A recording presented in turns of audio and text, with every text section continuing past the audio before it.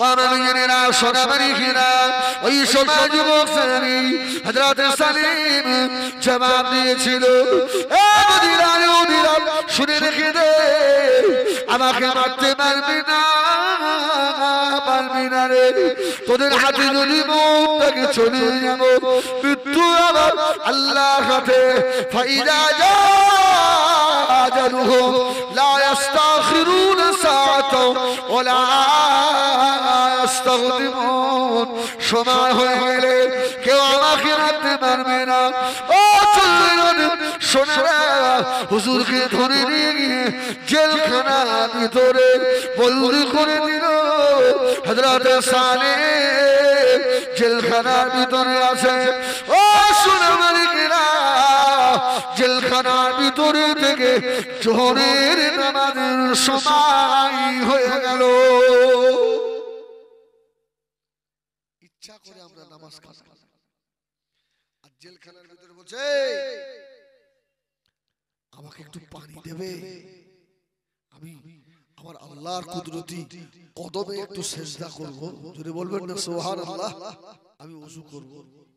ও নবীরা সোনামানিরা জেলখানা জেলরক্ষীরা বলেছিল, এ মুহাম্মদ পাগল, পানি দেবো না, পানি দেবো না, তুই যে আল্লাহকে আল্লাহ বলে মেনে নিয়েছিস, ওই আল্লাহকে গিয়ে বল তোর আল্লাহ যেন তোকে একটু পানি নেয়। ও শুনে হযরত সালেহ ওই সময় বেঈমানদের মুখের দিকে তাকিয়ে বলেছিল, এ জেলখানা বেঈমানেরা শুনে না, নাহনু আকরাবু ইলাইহি মিন হাবলিল ওয়ারিদ, আমার আল্লাহ আমার শারগের নিকটে রয়েছে। জোরে বলো সুবহানাল্লাহ। ও মেয়েরা, হুজুর আমার জেলখানায় বসে হাত দুটো তুলে দিলেন, আল্লাহ ও রব্বুল আলামিন, আল্লাহ এক ওয়াক্ত নামাজ কাজা হয়ে গেলে আমি সালেহ 2,88,000 লক্ষ বছর কঠিন জাহান্নামের আযাব সইতে পারবো না। আল্লাহ তুমি কি পারো না তোমার হাবিবের নগর গোলামের নামাজের একটু পানির ব্যবস্থা করে দিতে? ও যেই না দোয়া করলো, হাদিস বাকি এসেছে বাবা, আসমানের উপরে মেঘ হয়ে গেল। ধরে বলুন সুবহানাল্লাহ। হু শব্দে পানি হচ্ছে। আল্লাহ নবী খদিজা যে সাহাবী হযরত সালেহ ওই পানি দিয়ে ওযু করে জেলের ভিতরে আযান শুরু করে দিয়েছে, হাইয়া আলাস সালাহ।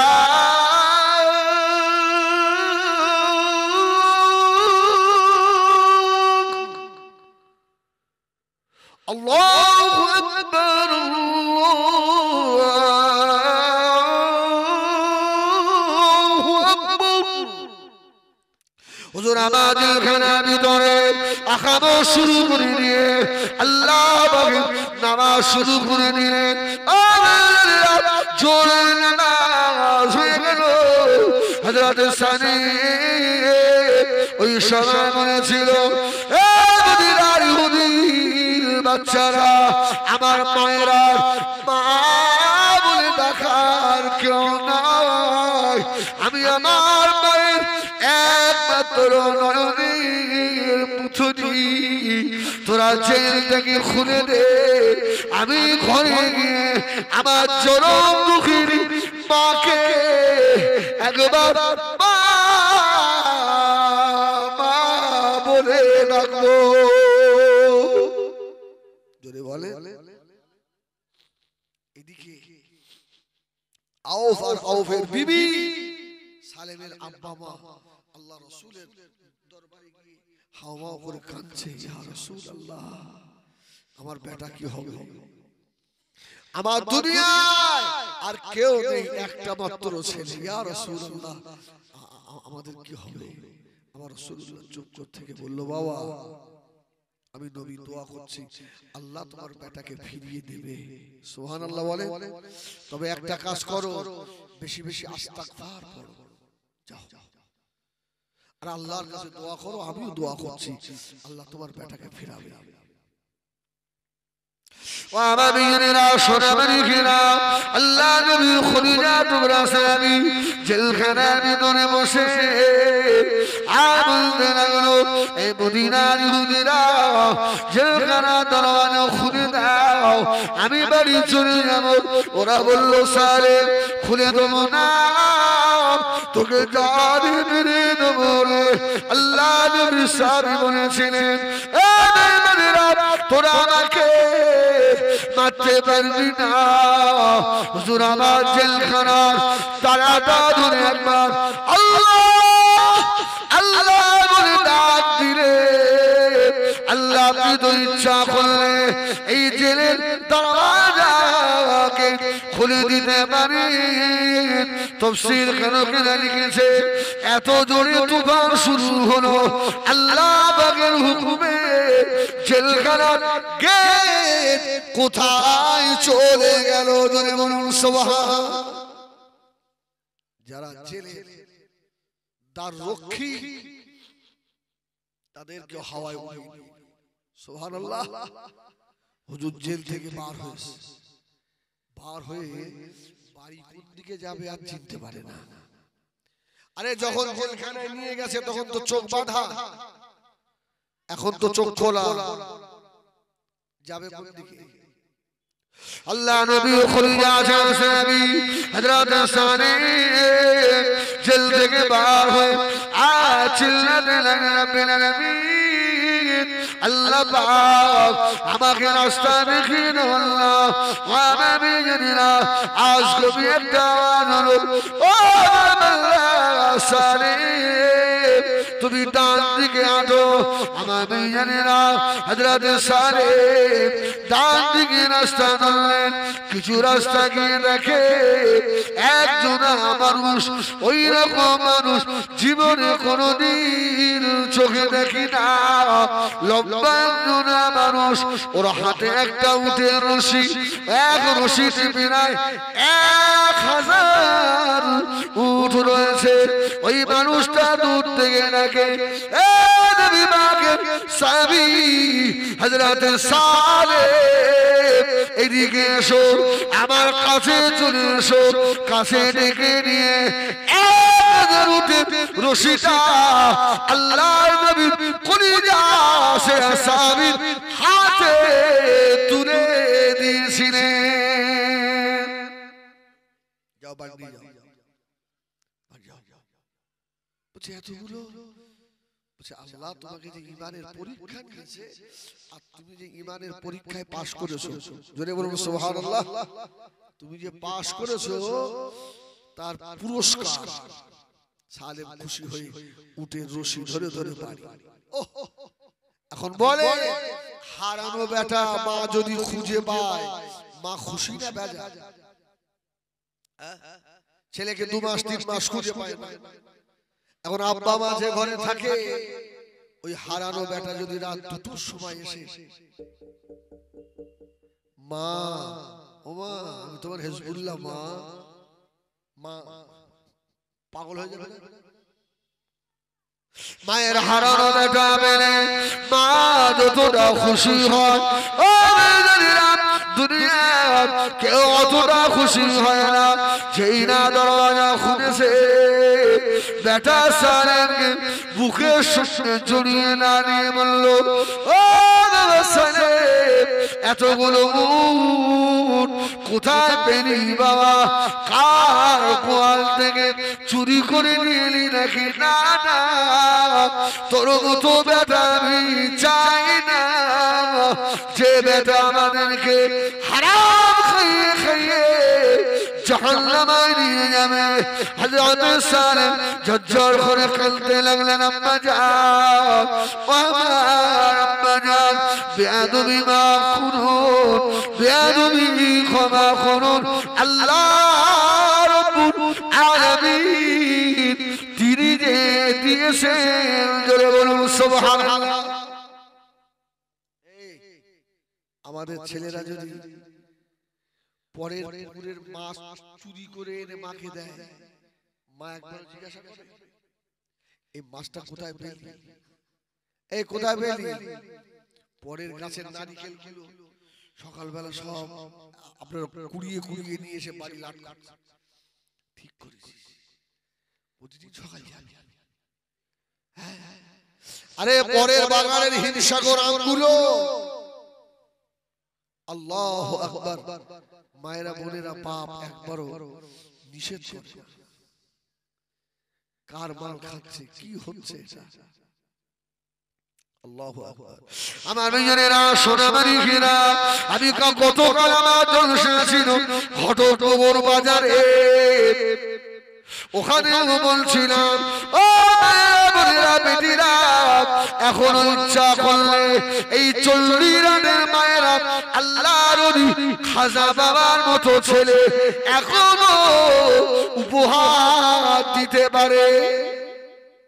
ও 40 রানের মা বোনেরা, ও সোনামারি ঘেরা, আল্লাহর ওলি খাজা খাজা গরিবে নওয়াজ আজমিরি রহমাতুল্লাহ আলাইহি হুজুর আমার দাঁড়িয়ে রয়েছে। হুজুরের আম্মা জান বলেছিলেন, বাবা মাইনুদ্দিন শুনে রেখে দাও বাবা, আমি তোমার চরম দুঃখিনী মা, তোমাকে বলছি বাবা মাইনুদ্দিন, ও বাবা ছেলে, যেদিন তুমি আমার পেটে এসেছিলে আমি তোমার মা, ওই দিন থেকে জীবনে কোনদিন আমি ওযু ছাড়া থাকি না। যেদিন তুমি ডেলিভারি হলে আমি মায়ের পেট থেকে দুনিয়া জমিনে এলে, ও বাবা মাইনুদ্দিন, আল্লাহ যখন আমাকে হুঁশ ইনায়েত করলেন, ওই সময় তুমি কাঁদছিলে, আমার স্তনের একটু দুধ পান করবে বলে সকলে আমার কাছে দিয়ে এলো, আমি তোমাকে দুধ পান করাই না। বাবা মাইনুদ্দিন শুনে রেখে দাও, আমি ওযু করে তারপরে আমার মাইনুদ্দিনকে আমি দুধ পান করিয়েছিলাম। ও মাইনুদ্দিন, যতদিন তুমি আমার স্তনের দুধ পান করেছো, আমি তোমার জনম দুঃখিনী মা, আমার বেটা মাইনুদ্দিনকে জীবনে কোনদিন ওযু ছাড়া দুধ পান করাই না। আমার ভাইয়েরা সোনামারি ঘেরা, হযরত সালেমের মা বলেছিল, বাবা ছেলে তুমি এতগুলো নিলে বাবা আমার বিশ্বাস হয় না, তবে বাবা ছেলে তোমাকে নিয়ে দিন দুনিয়া বাদশাহ জনাবে মুহাম্মদুর রাসূলুল্লাহ সাল্লাল্লাহু আলাইহি ওয়াসাল্লাম আল্লাহর নবীর দরবারে নিয়ে যাব। হযরত সালেমকে নিয়ে জনম দুঃখিনী মা আল্লাহ নবীর দরবারে নিয়ে হাজির। ইয়া রাসূলুল্লাহ, ইয়া হাবিবাল্লাহ, আমার ছেলেকে নাকি আল্লাহ এতগুলো পুরস্কার দিয়েছে। নবী আমার দূরে টোটে হাসতে লাগলেন, আমি রাসূলুল্লাহ, আমার দরবারে একটু বসো। মাকে বসিয়ে রেখে আল্লাহ নবী চুপ মেরে আছেন। ঘন্টার আওয়াজ শুরু হলো। আল্লাহ নবী বলেছিলেন, ও সাহাবীরা, আমি রাসূলুল্লাহ, আমার দরবার থেকে সরে যাও। ও সাহাবীরা, এই যে ঘন্টার আওয়াজ, এই আওয়াজ হলো কারণ, এই আওয়াজটা হলো আল্লাহর ফেরেশতা হযরত জিবরাইল আমিন আলাইহিস সালামের। এখন জিবরাইল আসছে, সরো, সুবহানাল্লাহ, ও সব সরে গেছে। হযরত জিবরাইল আমিন চলে আল্লাহ নবীকে সালাম দিলেন, আসসালামু আলাইকা ইয়া রাসূলুল্লাহ। রাসূলুল্লাহ ইয়া হাবিবাল্লাহ আল্লাহ নবী বললেন ইয়া আখি জিবরাইল ও জিবরাইল সালাম কি মনে করে হযরত জিবরাইল জবাব দিয়েছিলেন ইয়া রাসূলুল্লাহ ইয়া হাবিবাল্লাহ আপনার যুবক সাহাবী সালেমের উপরে আল্লাহ পাক খুশি হয়ে গিয়েছে আল্লাহ রাজি হয়ে গিয়ে আল্লাহ তাকে 1000 উট পুরস্কার দিয়েছে বলুন সুবহানাল্লাহ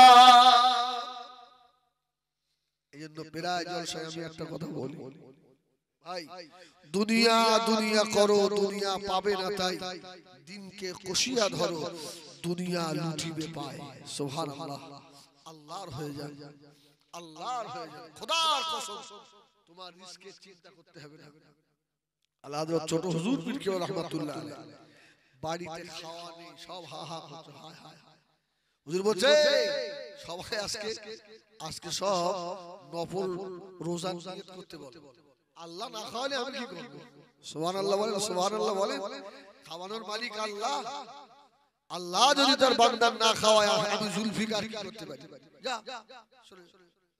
আল্লাহু আকবার ওই মসজিদে বসে বসে আল্লাহ আল্লাহ করছে আল্লাহ হবে না আজকে দুটো হবে কিছুক্ষণ পর দেখা গেল এক ভ্যান খাওয়ার আর একটা গরু চলে এসেছে সুবহানাল্লাহ বলছে এই চাল সব ভাগ করে দাও ওই মাদ্রাসা ছেলেদেরও দিয়ে দাও আর গরু জয় করে দাও একবারে যেন খাওয়া হয়ে যায় সুবহানাল্লাহ বলে ভাই আমাদের বাড়িতে আমরা কি করব এই অল্প করে খা দুটো রেখে দে পরের সাথে কি খাবি আরে পরের সাথে কি খাবি হুজুর বললেন যে আল্লাহ এই সাথে খাইয়েছে ওই আল্লাহ ওই সাথেও খাওয়াবে জোরে বলুন সুবহানাল্লাহ হ্যাঁ তাদের ঈমান এত পাকা এত মজবুত ঈমান কিন্তু আমি হিজবুল্লাহ আমার ঈমান অত পাকা না আজকে জলসা হচ্ছে কাল কোথায় করব এখন চিন্তা যদি কাল ফাঁকা যায় 10,000 টাকা লস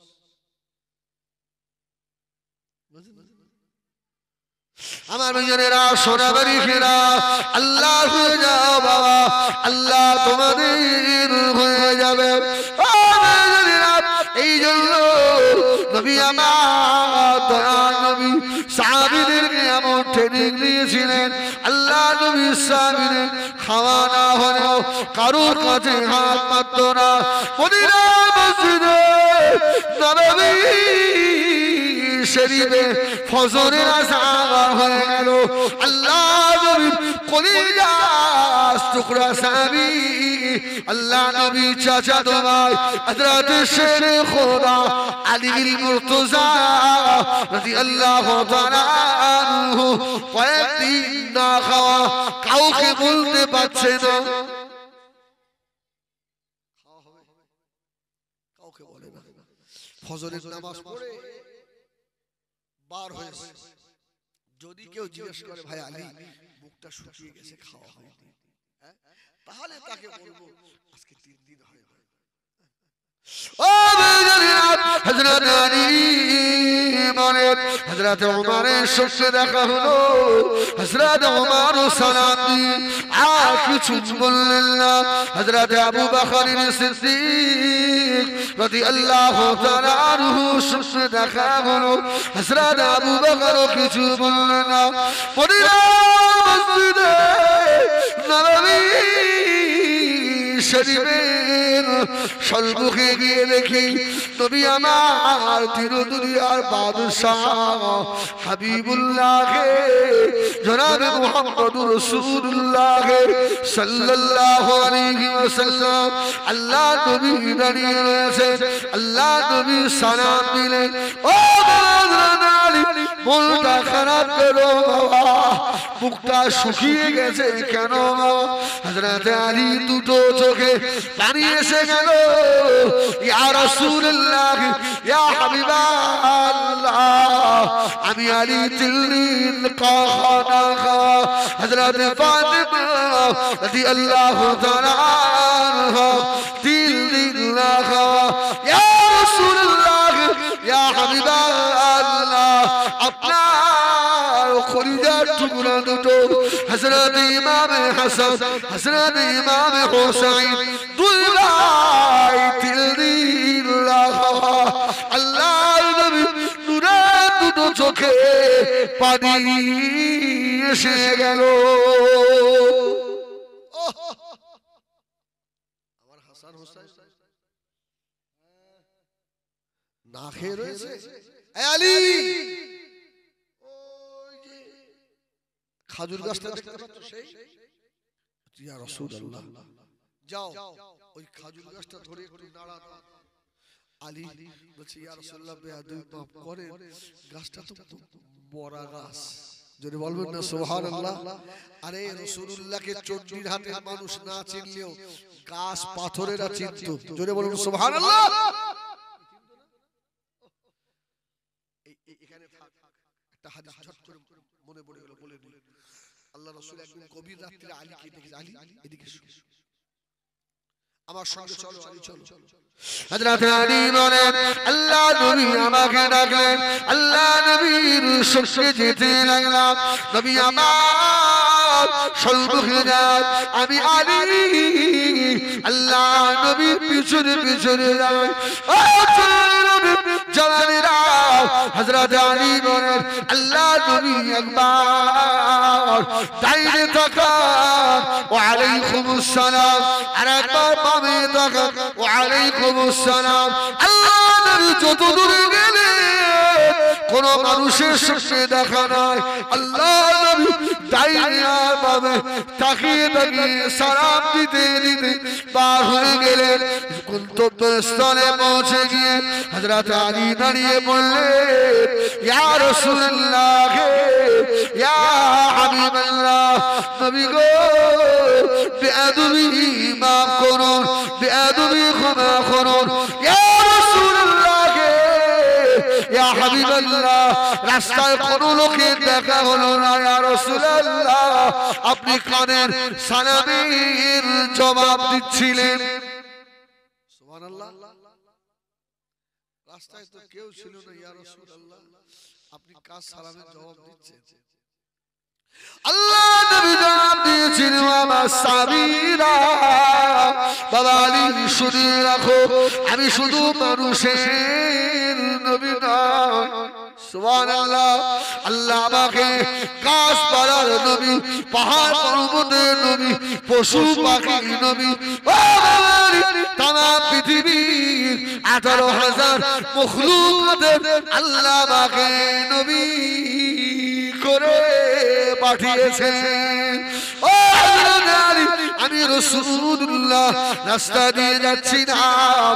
আশপাশের বালি পাথরগুলো গাছগুলো আমাকে দেখে সালাম দিচ্ছিল আসসালামু আলাইকা ইয়া রাসূলুল্লাহ ইয়া হাবিবাল্লাহ আমি রাসূলুল্লাহ ওদের সালামে জবাব দিচ্ছিলাম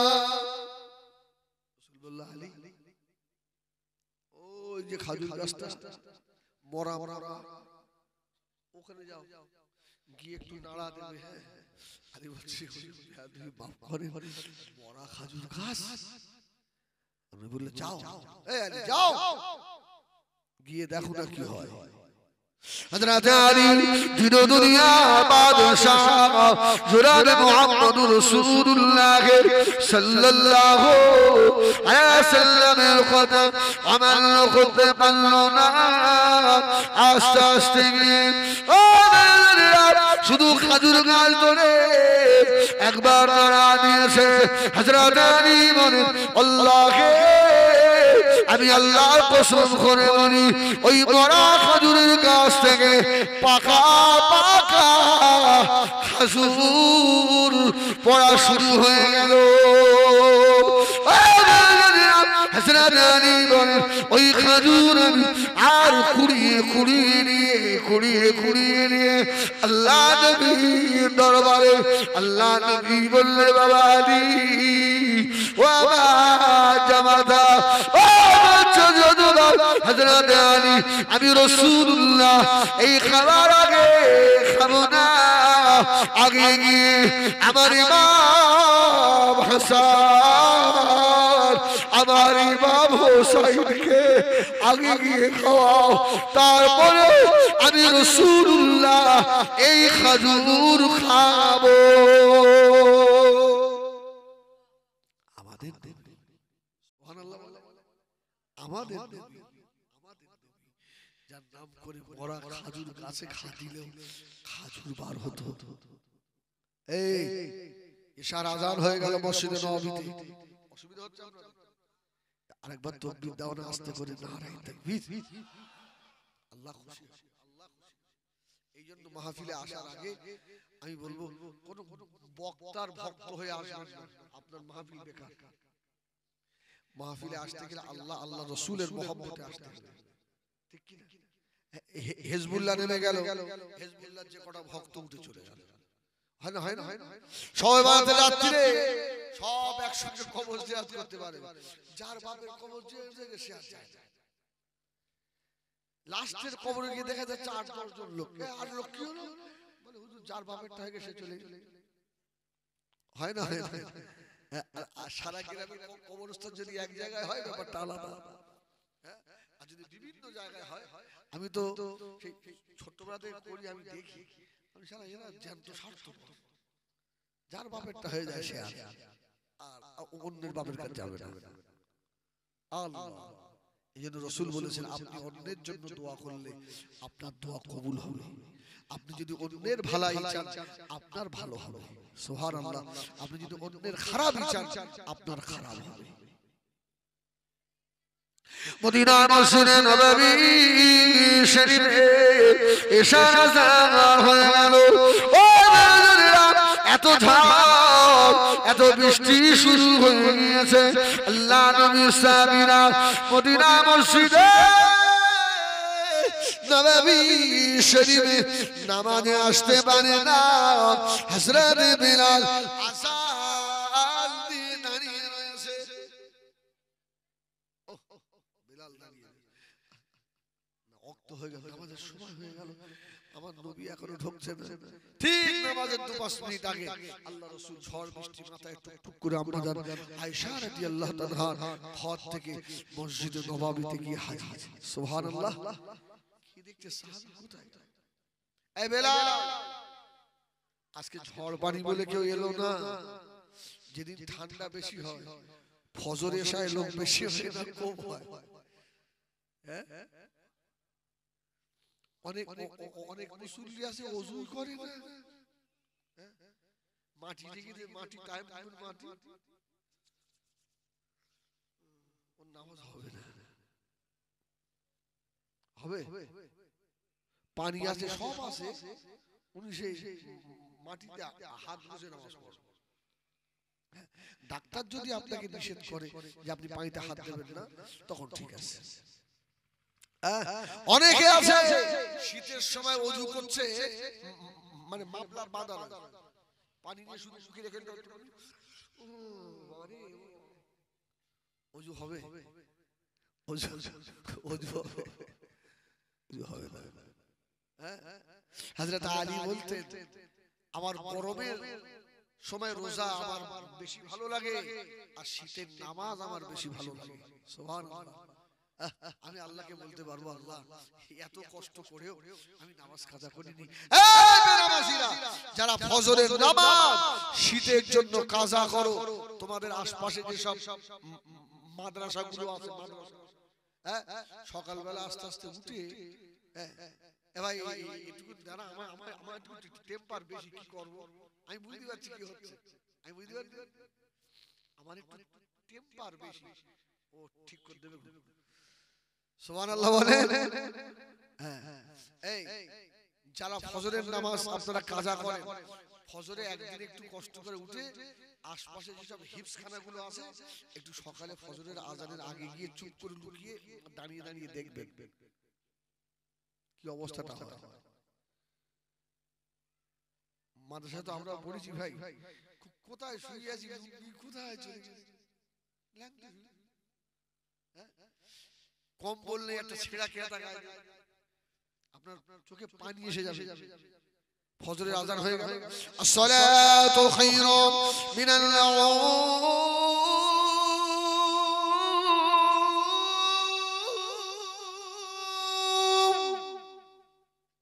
হাবের সাহেব বাকারি হাতে খাওয়া তো ভালো দেয় না যে আযান হয়ে গেল বাচ্চা তো সব রাত 11টা 12টার সময় পাশায় যে দিয়েছে ছাপ করে কোথায় কেতার কোথায় কিসের দৌড় দেখলে আপনার মাথায় কাজ করে ওই অবস্থা যেরকম করে ছেঁড়া জামা গায়ে দিয়ে ঠান্ডা পানিতে উজু করে এসে নামাজ পড়ে দেখবেন আর কোরআন শরীফ পড়ছে ওই সময় বেহায়া এই বেনামাজি তোমার একটু লজ্জা হয় ছোট ছোট বাচ্চাগুলো মাদ্রাসায় কিভাবে ঠান্ডা পানিতে উজু করে একটা ভালো শীতের বস্ত্র নেই পরে আর সকালে উঠে কোরআন শরীফ পড়ে আর তুমি জানো আর সকালে উঠে বিটান মারো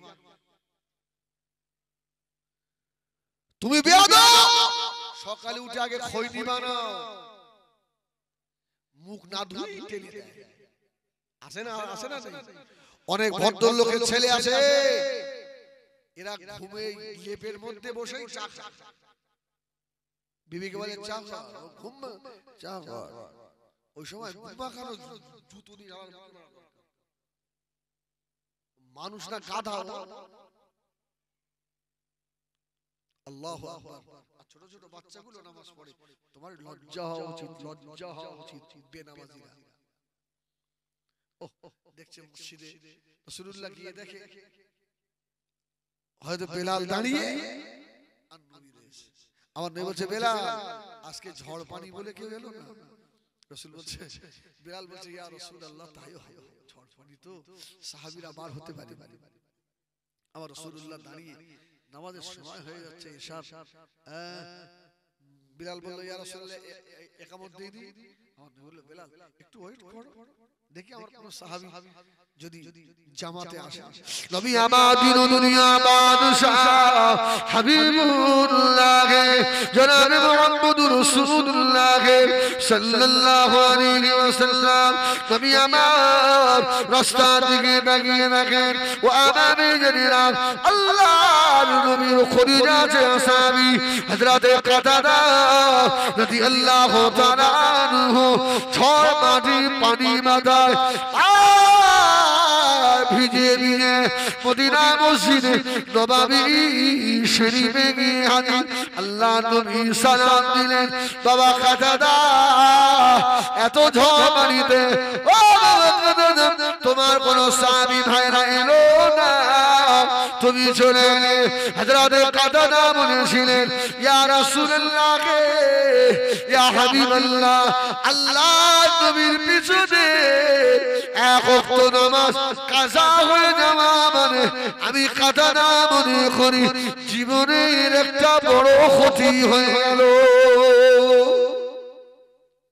ইয়া রাসূলুল্লাহ এই জন্য কাঁপতে কাঁপতে চলে এসেছি নামাজ হয়ে গেল এবার আল্লাহ নবী বললেন বেলাল ও বেলাল আযান দাও হযরত বেলাল আযান খবর দিলেন আল্লাহ নবী নামাজ শুরু করলেন আল্লাহু আকবার রাসূলুল্লাহ নামাজ পড়ছেন আর আমরাও নামাজ পড়াই এই তারাবির সময় এই সামনে তো তারাবি হবে নাকি ইমাম সাহেব একদমই সূরা ফাতিহা শেষ হয় না আলহামদুলিল্লাহি রাব্বিল আলামিন আর রহমানির রহিম মালিকি ইয়াউমিদ্দিন ইয়াকা না'বুদু ওয়া ইয়াকা নাস্তাঈন ইহদিনাস সিরাতাল মুস্তাকিম সিরাতাল লাযিনা আন'আমতা আলাইহিম গায়রিল মাগদুবি আলাইহিম ওয়া লাদ-দাল্লিন সায়াকুলু সুবহান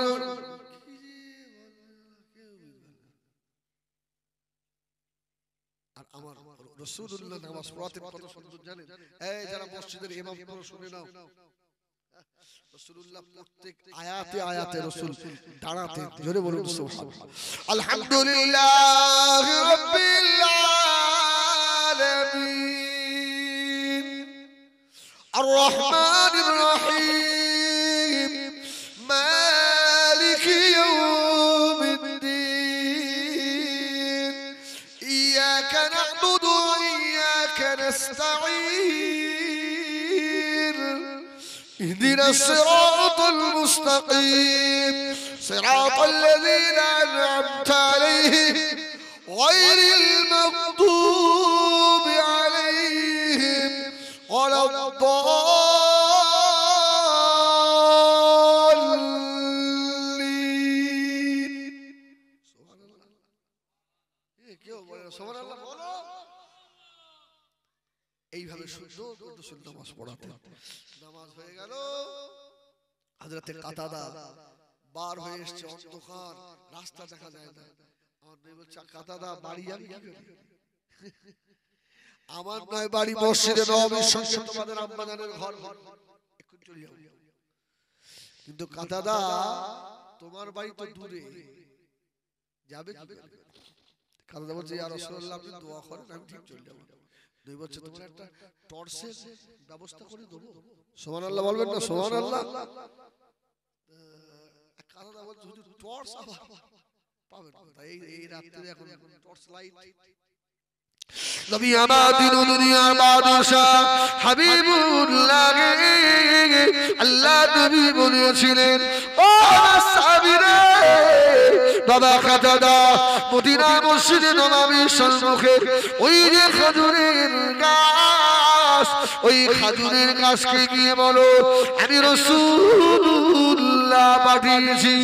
ও সাহাবী, বাবা কাতাদা ওই গাছ যখন শুয়ে পড়বে, ওই গাছ থেকে একটা পাতা ছিঁড়ে নিয়ে এসো। সুবহানাল্লাহ, সুবহানাল্লাহ। আরে কাতাদা জানে খাজুর গাছ আমার মুহাম্মাদের গোলাম। সুবহানাল্লাহ। কাতাদা পানিতে ভিজে ভিজে আস্তে আস্তে গিয়ে বলছে, খাজুর গাছ আমার নবী আমাকে পাঠিয়েছে রে। সুবহানাল্লাহ। আস্তে আস্তে গাছ জমিতে শুয়ে পড়েছে। সুবহানাল্লাহ, শুয়ে পড়ে।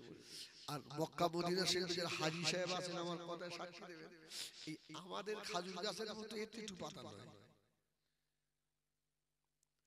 বড় বড় পাতা, বড় বড় পাতা। আমরা সব কি খাজুর বাগানের মধ্যে ঘুরে ঘুরে ঘুরে দেখেছি। আমার ভাইয়েরা, সোনা মানিকেরা, আল্লাহ নবী সাহাবী হযরত কাতাদা রাদিয়াল্লাহু তাআলা খাজুর গাছের পাতা নিয়ে এলেন। নবী আমার খাজুর গাছের পাতা আল্লাহ নবীর হাতে নেবেন। আল্লাহ নবী বললেন, ও সাহাবী, বাবা কাতাদা পাতা আনতে গেলে কি হলো? ইয়া রাসূলুল্লাহ, ইয়া হাবিবাল্লাহ, যে আপনার নাম বললাম, খাজুর গাছ জমিনে উপরে শুয়ে পড়েছে। বললেন, দাও পাতাটা দাও। এই কাতাদা পাতা দাও। রাসূলুল্লাহ পাতাটা ধরে একটু হাতে শুয়ে এইভাবে করে বললেন, এই নাও টর্চ লাইট দাও। সুবহানাল্লাহ, সুবহানাল্লাহ বলে। কাতাদা বলছে, আল্লাহে, আমি আল্লাহর কসম করে বলছি, আমার নূর নবীর শুধু হাতের ছোঁয়া লেগেছে, হ্যাঁ, আমি অন্ধকার রাত্রে, ঝড় বৃষ্টির রাত্রে ওই পাতাটা ধরেছি, কয়েক মাইল আলো হয়ে গেছে। আমার মেয়েরা, সোনা মানিকেরা, ও জানেনা, আল্লাহ নবী নূরের হাতে না বরকত। ওই নবীর পাগল যদি হতে পারে, ওই নবীর সুন্নতগুলো যদি নিজের জীবনে বাস্তবায়িত করতে পারেন, আল্লাহকে, আল্লাহর কসম করে বলি, দুনিয়া যত শক্তি আছে, ও এই দাড়িওয়ালা টুপিওয়ালাদের কাছে মাথা নত করতে বাধ্য হবে। ঠিক না? আরে পীর সাহেবদের বিরুদ্ধে অনেক লোক উল্টোপাল্টা বলে না, মসজিদের ইমামের বিরুদ্ধে, বক্তাদের বিরুদ্ধে। যে উল্টোপাল্টা বলেছে, ওই লোকটাই টুপি, ওই হুজুরটাই যখন টুপি মাথায় দেওয়ার সামনে গিয়ে দাঁড়ায় না, আসসালামু আলাইকুম, ভালো আছেন, শয়তান তো একটু আগে আমার বিরুদ্ধে উল্টোপাল্টা বলছে, যে ওর সামনে গিয়ে দাঁড়িয়ে ভালো আছেন, চা খান, চা খান, আশপাশের লোকগুলো কি শয়তান, একটু আগে হুজুরের বিরুদ্ধে বলছিল। আরে ওটা হুজুরের কৃতিত্ব না, আমার রাসূলের সুন্নতের বাবার কাজ। সুবহানাল্লাহ, সুবহানাল্লাহ। ও আমার রাসূলের সুন্নত দেখে ওর মাথা, আমার রাসূলের সুন্নত দেখে ওর মাথা নিচু হয়ে গেছে। আর তুমি মাকুন্দে সপ্তাহে 4 বার করে আর দাড়ি কাটো এই মাখুন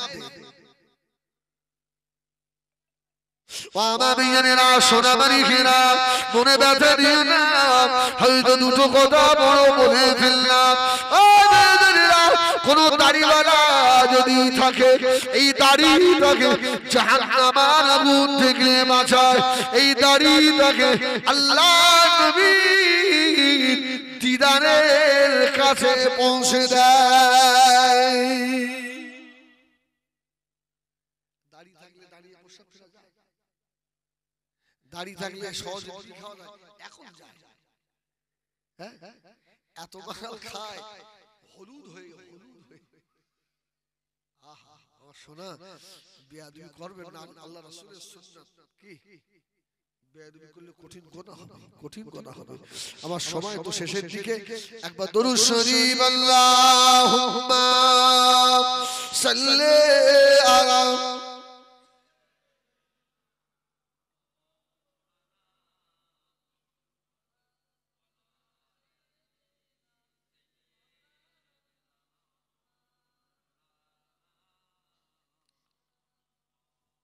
हुजूर को जो भूल गए रोज़ क़यामत क्यों कर उसे हासिल हो अल्लाह की रहमत अगर ओन खबर ले तो मेरी कौन खबर ले अगर ओन खबर ले तो मेरी कौन खबर ले उम्मत को जो कश्ती है मोहम्मद की हवाले अल्लाहुम्मा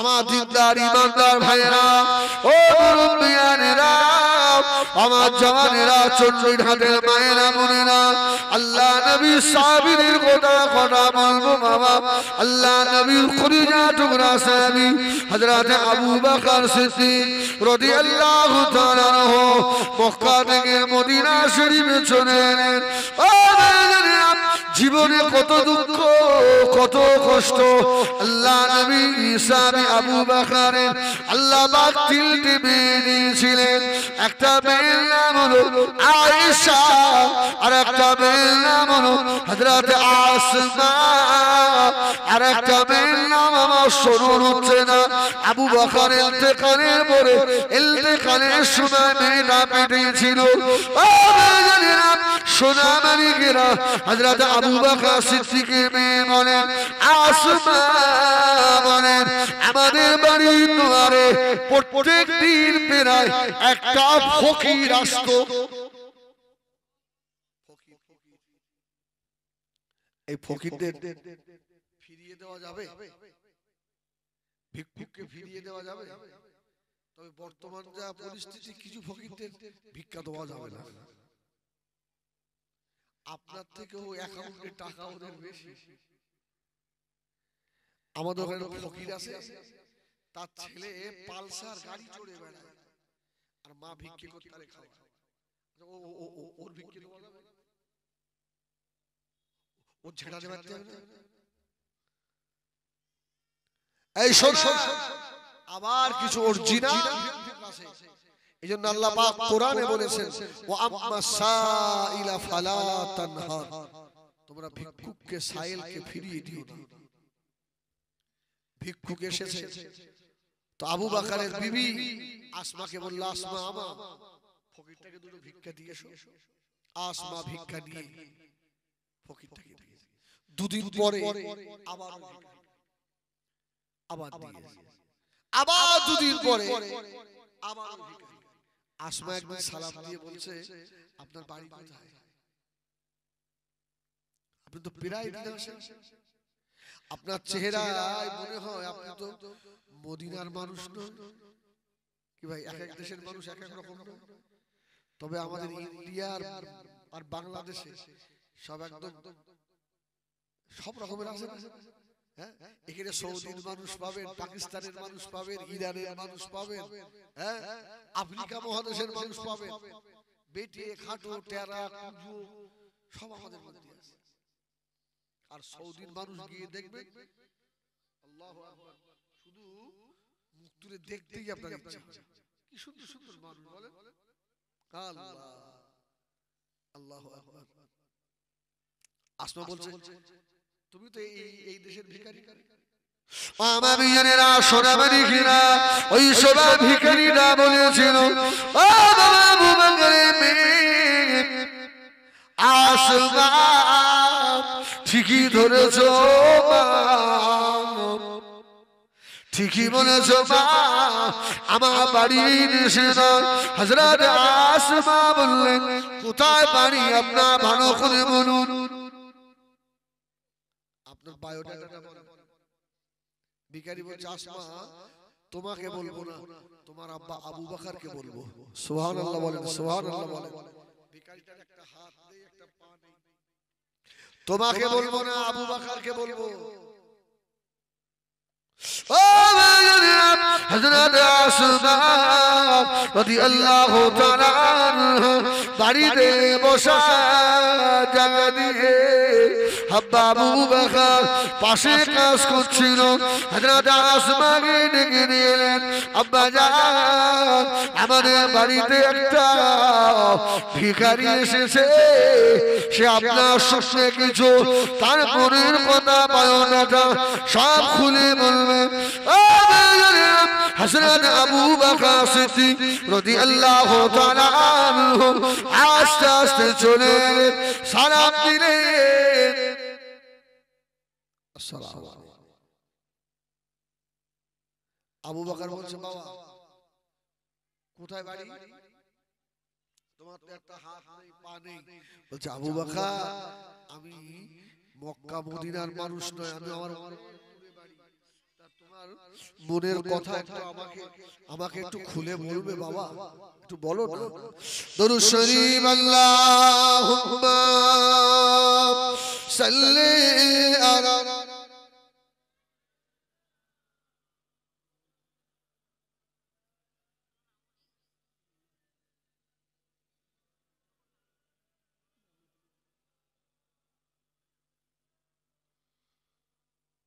আল্লাহু আকবার। হযরত আবু বকর বললেন বাবা বাড়ি কোথায় একটু বলবে বাবা। ওই সময় বলল আবু বকর তোমাকে বলবো না, আমি জানি তোমার সঙ্গে আল্লাহর নবীর সম্পর্ক ভালো, আমাকে একটু আল্লাহর নবীর দরবারে নিয়ে চলুন। সুবহানাল্লাহ। আসমা বলছে আমার সঙ্গেও বললো না, আমার আব্বাকে বলবে বললো, আব্বাকেও বললো না, আমার নবীর সঙ্গে বললো। আসমা একটা চাদর গায়ে দিয়ে দিয়েছে, কি বলে আমি শুনবো। যাই গিয়ে দেখি আল্লাহ নবী দরবারে গিয়ে দাঁড়িয়েছে। হযরত আবু বকর বললেন ইয়া রাসূলুল্লাহ ইয়া হাবিবাল্লাহ, এই ভিখারিটা আপনার সঙ্গে কিছু কথা বলবে। আল্লাহ নবী ভিখারির মুখের দিকে তাকালেন, বাবা ভিখারি কি বলবে বাবা, তাড়াতাড়ি আমাকে বলো। ভিখারি বলল ইয়া রাসূলুল্লাহ ইয়া হাবিবাল্লাহ, আপনার জন্মের 100 দিনের আগের একটা কথা বলবো, 50 অথবা 51 দিন 8 মাস আগের একটা কথা শোনাবো।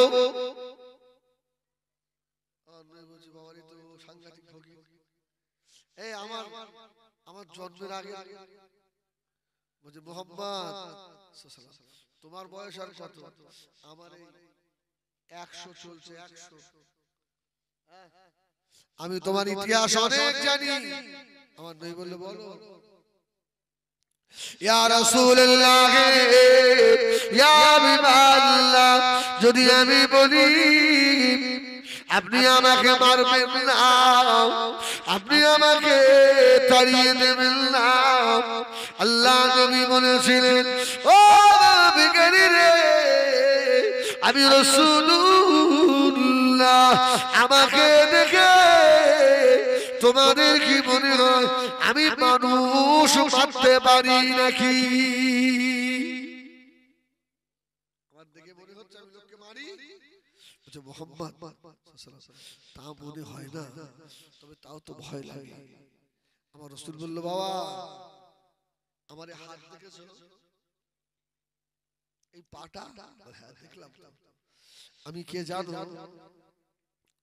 বলো ইয়া রাসূলুল্লাহ ইয়া হাবিবাল্লাহ আপনার ইন্তেকালে আপনার জন্মের 50 দিন আগে ইয়ামেনের বাদশা আবরাহা আল্লাহ পাকে কাবা শরীফ ভাঙতে এসেছিল। ইয়া রাসূলুল্লাহ ইয়া হাবিবাল্লাহ আমি তাদের একটা সৈন্য। সুবহানাল্লাহ বলবেন না? আমার নবী চুপ করে, আরে আবরাহার সৈন্যরা বেঁচে আছে? ওই মানুষটা বলছে হুজুর আপনি বলতে পারেন আবরাহা যে হাতিগুলো নিয়ে এসেছিল, হস্তি বাহিনীগুলো, যে হাতিটা সম্মুখে ছিল ওই হাতিটার নাম জানেন মুহাম্মদ? সুবহানাল্লাহ বলে। আমার নবী বললে গতকালকেই সূরা ফিল অবতীর্ণ হয়েছে। সুবহানাল্লাহ সুবহানাল্লাহ। গতকালকে সূরা ফিল অবতীর্ণ হয়েছে, আল্লাহ আমাকে সব জানিয়ে দিয়েছেন। রাসূলুল্লাহ বললেন তাই বাবা? হ্যাঁ ওই ওই বুড়োটা বলছে তাই? আচ্ছা বলো তো মুহাম্মদ যে হাতিটা সাল্লাল্লাহু আলাইহি ওয়াসাল্লাম যে হাতিটা সম্মুখে ছিল ওই হাতিটার নাম কি? আমার নবী বললেন ওই হাতিটার নাম হচ্ছে মাবুদ। সুবহানাল্লাহ বলেন। আরে আবরাহা যে হাতিটা সম্মুখে ছিল নাম কি? মাবুদ। মুরব্বিটা হেসে ফেলেছে, মুহাম্মদ ঠিক বলেছে। ও আমার বিয়েরা সোনা মানিকেরা নবী আমার দিন দুনিয়া বাদশা জনাবে মুহাম্মদুর রাসূলুল্লাহ সাল্লাল্লাহু আলাইহি ওয়াসাল্লাম আল্লাহ নবী যেই না বললেন ও বান্দারা ওই সময় মুরব্বিটা বলেছিল ইয়া রাসূলুল্লাহ যখন আমরা আল্লাহ পাকের কাবা শরীফ ভাঙতে আসি ও বান্দারা আল্লাহ হাজী বান্দারা বলতে পারবেন মিনা থেকে আরাফা, আরাফা থেকে মুজদালিফা, মুজদালিফায় সারা রাত কাটিয়ে হাজী সাহেবেরা ফজরের নামাজ পড়ে ওই সময় মিনায় আসে কুরবানি করতে। এই কুরবানি করতে যাওয়ার মধ্যে একটা জায়গা রয়েছে যে জায়গায় হাজীরা দৌড়ে দৌড়ে যায়।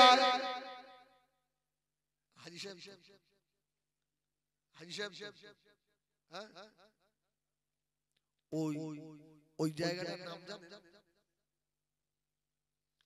যেখানটা হাজিরা দৌড়ায় ওই জায়গাটার নাম হচ্ছে ওয়াদিয়ে মুআসসার। কি নাম বললাম? ওয়াদিয়ে মুআসসার। আবরাহার হস্তি বাহিনীকে আল্লাহ ওই জায়গায় শেষ করেছিল। ওই জায়গাটা রহমতের জায়গা নয়, গজবের জায়গা।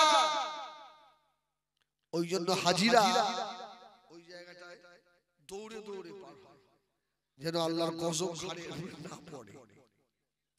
ওই মানুষটা বলল ইয়া রাসূলুল্লাহ ইয়া হাবিবাল্লাহ ওই ওয়াদি মুআসসারে আমি প্রথম হাতির পিটিয়েছিলাম, আমি প্রথম সৈন্য।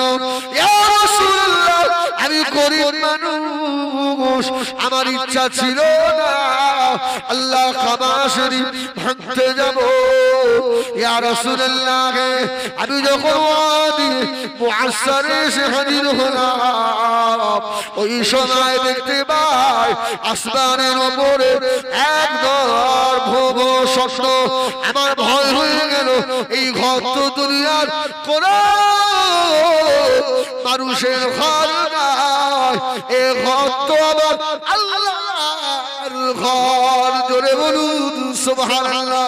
হয়তো আল্লাহ পাকের তরফ থেকে কসম এসে যাবে, বালা এসে যাবে।